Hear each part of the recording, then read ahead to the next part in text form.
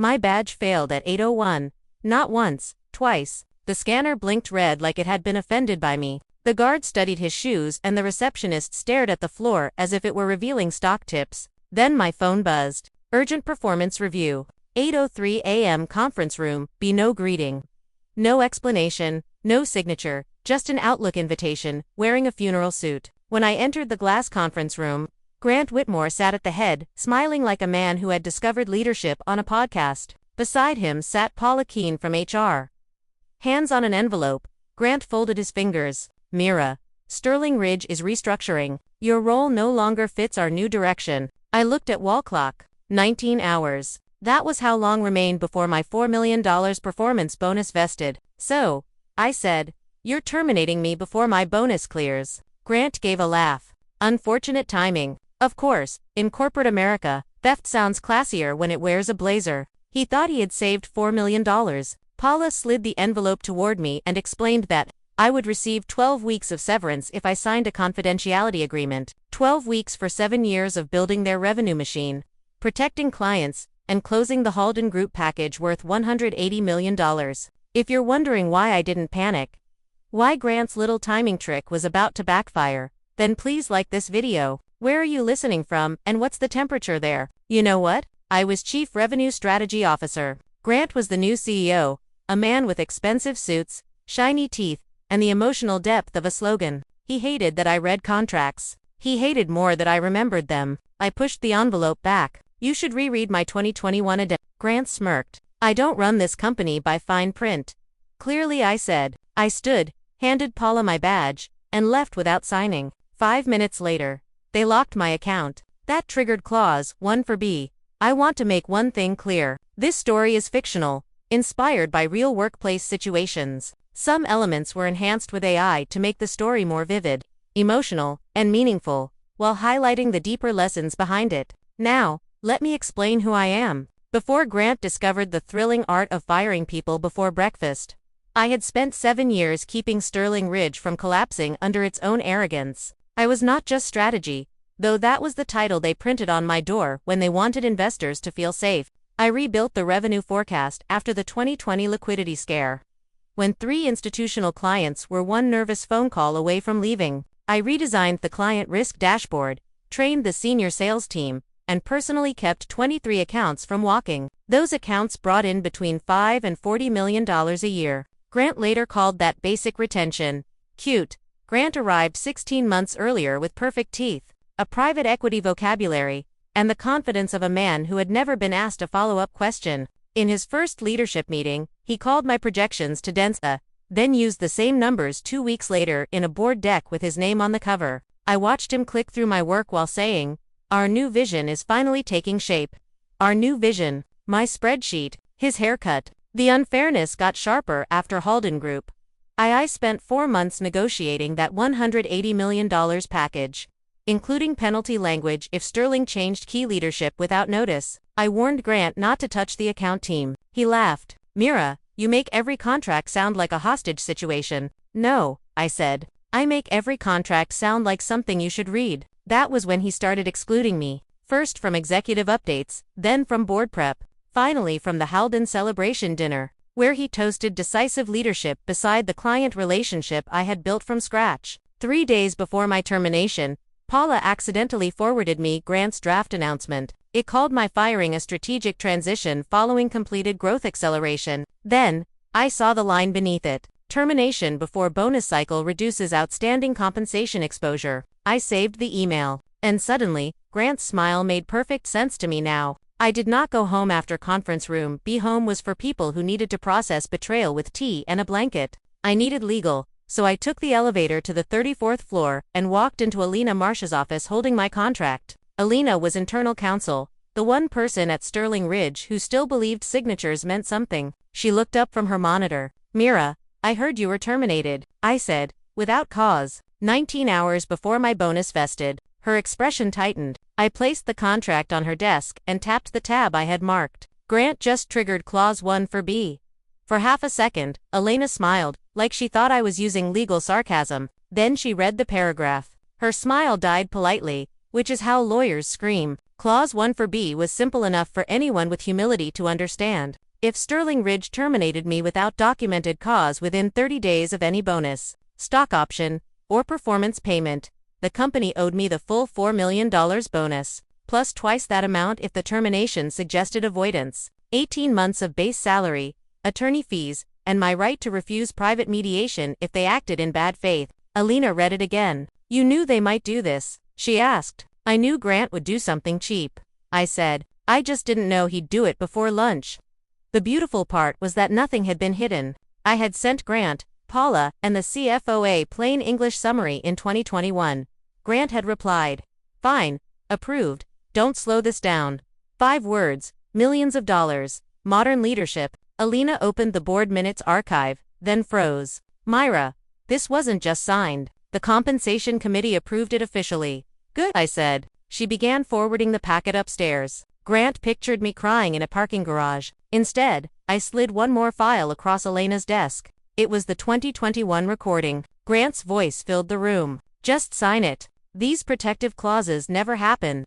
By 10:15, Grant had stopped looking smug. Elena's call had reached him faster than a bad earnings rumor. And Clause 1 for B sounded less charming when read aloud by counsel. From what Nathan later obtained, Grant dragged Paula into HR and demanded my performance file. Paula opened it. Then she opened it again, because denial pairs beautifully with panic. There were no warnings, no complaints, no coaching notes, no missed targets. My reviews were stuffed with phrases like strategic asset, irreplaceable client anchor, and revenue pillar. Corporate poetry. They had spent years calling me essential, then tried to fire me like a broken printer cartridge. Grant snapped. Nobody's perfect. Find something. Paula suggested an internal memo saying I had been difficult to align with leadership priorities and resistant to innovation.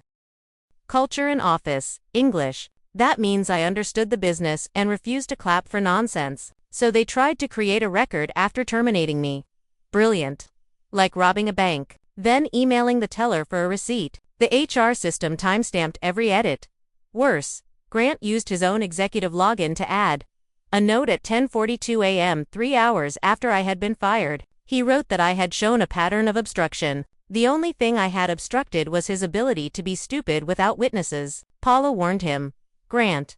If legal sees the timestamp, he cut her off. Legal works for me. That sentence was wrong in so many ways it needed its own compliance training. Meanwhile, I was at Nathan Greer's office signing a preservation notice requiring Sterling Ridge to retain every email, Slack message, meeting note, access log, and HR entry tied to my termination. If they deleted or altered anything, it could become evidence tampering. Grant called me twice. I ignored both. Then he texted, "You're making this bigger than necessary." I forwarded it to Nathan. At 11:06, Elna found the edits. At 11:07, the board received an alert post-termination employee record modification detected. Grant thought the $4 million bonus was the problem. He was wrong. The real problem was Halden Group, the $180 million client package he had been bragging about to investors, lenders, and anyone trapped near an elevator. In that contract, Halden had a protection clause. If Sterling Ridge changed the strategic lead without 60 days' notice, Halden could pause implementation and withhold payments. Who wrote that clause? I did. Who failed to read it? Grant. A sad little tradition was forming. At 12:18, Halden learned I had been fired through an automated contact update. Nothing says premium client service like a robot announcing that the only person who understood your operating model had been removed before lunch. By 12:40, Halden demanded an emergency call. Grant joined with his polished CEO smile. "We're enhancing the client service structure," he said. There was a pause. Then Maribel Stone, Halden's chief operating officer, replied, "You fired the only person who understands our structure." Grant introduced my replacement, Landon Price, a young vice president whose greatest professional achievement was using the phrase scalable excellence without laughing. Landon had once asked me whether a basis point was a software tool. One wish I were joking. Halden was not comforted. Maribel asked him one question about the transition model. Landon blinked. Grant jumped in. "We have full continuity." "Then send us the documented transition notice," Maribel said. Silence. Beautiful, expensive silence. Within an hour, Halden activated its contractual pause and held back the first $22 million implementation payment. The CFO nearly swallowed his own tongue. A termination designed to save $4 million was now threatening $22 million in cash flow, a $180 million and Sterling Ridge's credibility. Grant naturally blamed me. She's sabotaging us from outside. Alina answered coldly. No, she's just no longer inside to save you from contracts you didn't read. By late afternoon, Halden demanded proof that my replacement had followed the required transition process. Otherwise, they would terminate the entire agreement. Then my phone rang. Maribel's voice was calm. Myra, are you bound by any I looked out the window and smiled once. I did not answer Halden with a yes. That would have been too easy. And easy is where sloppy people get sued. Grant would have loved to accuse me of stealing clients, poaching business, or whatever phrase insecure executives use when competence leaves the building. So, I did everything properly. Nathan reviewed my contract line by line. There was no enforceable non-compete, only a confidentiality clause. That meant I could not use Sterling Ridge's private data, client files, pricing models, or internal documents. Fine. I did not need any of that. I had something harder to delete: memory, judgment, and 7 years of earned trust. While Grant was apparently shouting through leadership meetings, I sent Sterling Ridge my formal demand package. Total amount $11.8 million. It included the $4 million bonus, the avoidance multiplier under clause 1 for B18 months of base salary, bad faith termination, damages, and estimated attorney fees, according to Nathan's source. Grant laughed when he saw it. She thinks she's worth almost $12 million, the CFO answered.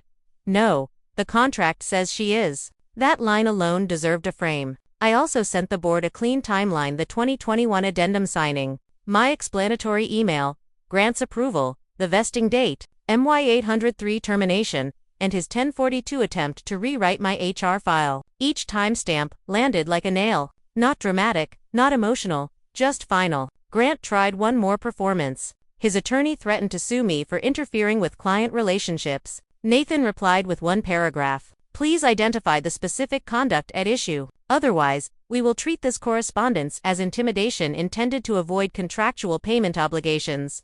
Grant went quiet. By evening, the board began meeting without him. That was when I knew the room had changed. Powerful men are rarely excluded by accident. At 7:14, my phone buzzed. A board member I barely knew had sent a message. Do you have proof Grant knew about your bonus date before termination? I stared at the screen, then opened my archive. Of course I did. Saved and timestamped. I had proof, not one little receipt. Either. I had the kind of proof that makes lawyers sit straighter and executives suddenly develop stomach problems. The key email came from Grant to Paula the afternoon before my termination. Terminate before bonus hits. 5 words. Short, stupid, and expensive enough to belong in a museum exhibit called Historic Failures in Executive Judgment. Paula had forwarded it to HR with her own note. Please keep this discreet.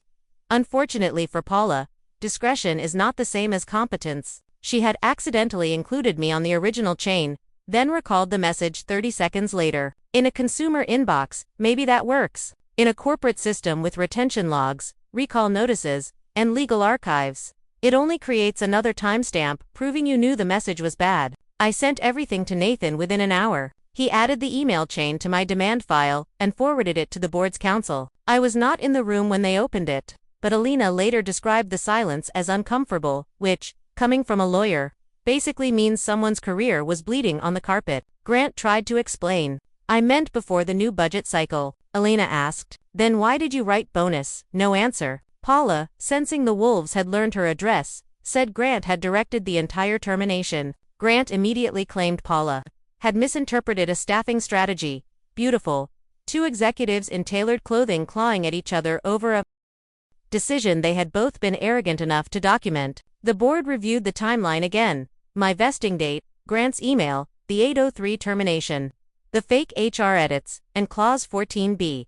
This time, nobody called it unfortunate timing. They called it what it was: bad faith termination designed to avoid payment. That was the first moment Justice entered the room and pulled out a chair. Then the CFO spoke, pale and careful.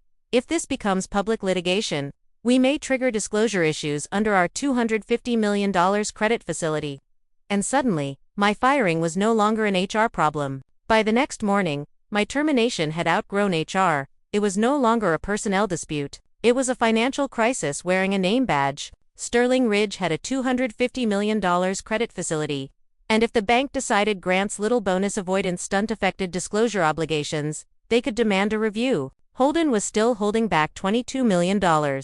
Senior executives were suddenly asking why the woman tied to the largest revenue package in company history had been removed 19 hours before payout. Grant did what desperate leaders do when facts become inconvenient. He scheduled an all-hands meeting. According to 3 different people who sent me notes, he appeared on camera with his polished smile and emergency confidence. "Myra Dalton is part of our past," he said. "We are moving toward the future." Then the internal Q&A board lit up. Anonymous question: does that future include reading contracts before firing people? The meeting ended early. Tragic. I was told the mute button got more action than the CEO. I stayed silent. That bothered Grant more than any public statement could have. He wanted outrage. He wanted a dramatic post, a furious email, something he could label unprofessional. I gave him documents instead. Documents do not yell. They simply wait until the right person reads them. The board demanded Grant submit his complete decision record. He produced 14 pages of heroic nonsense, casting himself as a guardian of fiscal discipline. Unfortunately, every paragraph collided with an email, a meeting minute, an HR log, or his own times. Paula went on medical leave. The CFO formally separated himself from the termination decision. Alina recommended full payment before the matter became industry gossip with legal footnotes. By late afternoon, the board voted to open an independent investigation into Grant. That was when pressure became gravity. Then Halden sent its official letter. Sterling Ridge had 10 days to either restore my advisory role or prove my replacement could meet the contractual standard. Otherwise, the entire $180 million agreement would be terminated. Grant had finally become the liability. The board finally called me. Not Grant, not Paula, not some trembling HR coordinator, reading from a script. Marianne Voss, chair of the board, called directly, which told me Sterling Ridge had reached the stage where pride becomes too expensive. "Mira," she said, "we'd like to resolve this cleanly." Cleanly, such a graceful word for sweeping broken glass under a rug. She offered full payment of $11.8 million if I signed an NDA, waived claims, and agreed not to pursue litigation. I let the silence sit for a moment. "Marianne," I said, "I don't need to stay silent so they can look innocent." Her breathing changed. Not anger, calculation. I gave her my terms. Full payment within 48 hours. Written confirmation that my termination had no connection to performance. Sterling Ridge would cover Nathan's legal fees. Grant would be removed from every Halden-related decision immediately. And no language suggesting I had resigned, transitioned, separated, or any other corporate verb used to make a firing sound like yoga. Marianne asked, "Do you want to come back?" I almost laughed. "No. I want you to learn how to run the company without me fixing the parts you break." That same afternoon, Halden sent me an independent consulting offer. 12 months, $3.2 million, strictly advisory, reviewed by counsel. No use of Sterling Ridge confidential information. I was not stealing a client. The client was walking toward competence. Grant would probably need a consultant to explain the difference when he found out. He called it betrayal. Marianne's reply reached me through Alina. "No, Grant. Betrayal is firing the person holding the company upright and acting surprised when it falls." By 5 p.m., the board suspended Grant pending the investigation. At 5:37, Nathan forwarded the payment confirmation. $11,842,000 successfully transferred. Grant had wanted leverage instead. He had handed me the steering wheel himself for the first time all week. I smiled without restraint. Grant resigned 3 days later. The company announcement said he was leaving to pursue new leadership opportunities. In plain English, that meant nobody wanted him near a contract, a payroll decision, or a pen with ink in it. Paula disappeared next. The investigation found she helped create performance notes after my termination. Apparently, post-firing creativity is not a recognized HR competency. The CFO kept his job because he cooperated early. Elna was promoted to general counsel for stopping the fire before it reached the newspapers. Sterling Ridge paid me more than $11.8 million, lost control of the Halden transition, and then had to hire me back as an outside consultant at several times my old rate. Beautiful.